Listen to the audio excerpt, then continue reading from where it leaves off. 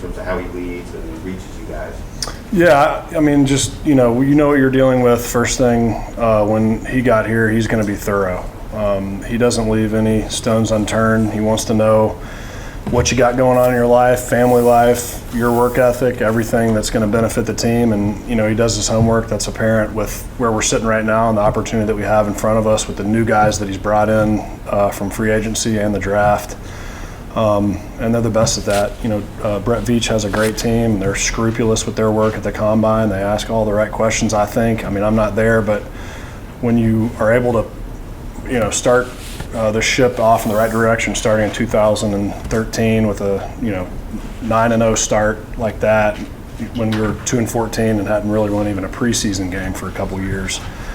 It's a radical change, and I think it's just their thoroughness for seeking out players that want to win and that want to contribute and that enjoy, you know, playing off our fans. A lot of the players that are successful here get in the community first. Obviously, if you see what Ty's doing, Frank, all these guys, if we hear about them first, what they're doing, and then, well, I hope he plays well, and then all of a sudden they're just exploding on the field too. So they definitely have a player in mind when they're recruiting and trying to get guys into Kansas City now. And when you guys a lot of times will say, refer to Andy as a player's coach. Can you just elaborate on what that means? I mean, how does he convey that? Yeah, I think a player's coach means that you treat everybody the same, which is differently, because everybody's different, and he knows, you know, what pulls your strings, what motivates you, and all that stuff. And I think that's what makes him different from not a lot of people that I've had, but what makes him what people say player's coach is because he just knows the terrain. He knows what motivates guys that are in his locker room because he knows you, and he spends that time off the field getting to know you better, and, you know, that breeds success because he knows I'm not going to ask anything from that player that player doesn't already knows is coming.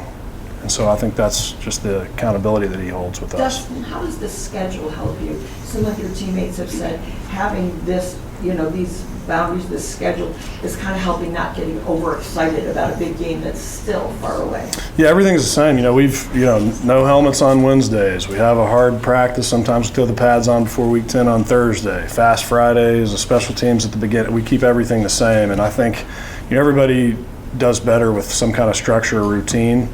And so we've maintained that through, I mean, we've been doing that for the past couple of years. And so they want us to make sure that we wake up, it doesn't feel like we're in a different game.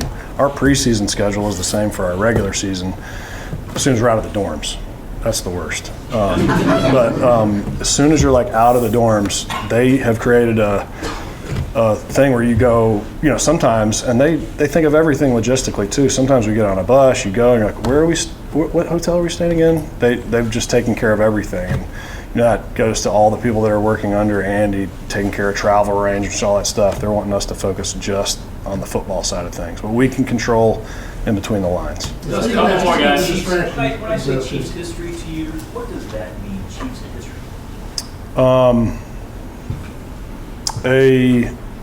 Probably a beloved family pulling their roots out of Dallas, Texas, and finding a place on a map that says there's good people there.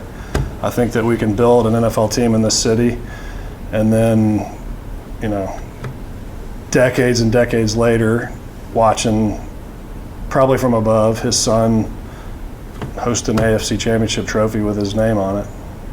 Dustin, when Andy and Tobe and this group of coaches came in a few years ago, it seemed like you were ready to move on. What did they say to convince you to stick around and sign on again? And who was it? Was it Andy? Was it Tobe? Was it Dorsey? Who was it? Yeah, you know, I think the people moved on that were here beforehand, and I was getting ready for a Pro Bowl, and Andy just said, like, he wants to know, just like that, doing his homework. He's like, are you tired of the city? Are you tired of the organization? Like, where are you at? And I was like, I love football and I love the city. You know, all my kids have been born here, and I want to stay. And so he goes, well, we want you here. Go punt. You know, and he wanted me to punt first before he even had this conversation. And so we had to do it in his order, which is good. He doesn't want any distractions, and that means if I'm punting, let's not get distracted here. You do that first, and then we'll talk. And so I think that it was fun hearing somebody, instead of feeling like a worker coming to work, just on a conversation, you feel like they want me to be a part of this thing moving forward. And so in 2013, you start saying like, dude, I can't wait to get to work. Like, what are these guys building? And all of a sudden, we're kind of here seeing like, God, this is crazy. What kind of a turnaround we've had. We gotta get going, guys. Last one.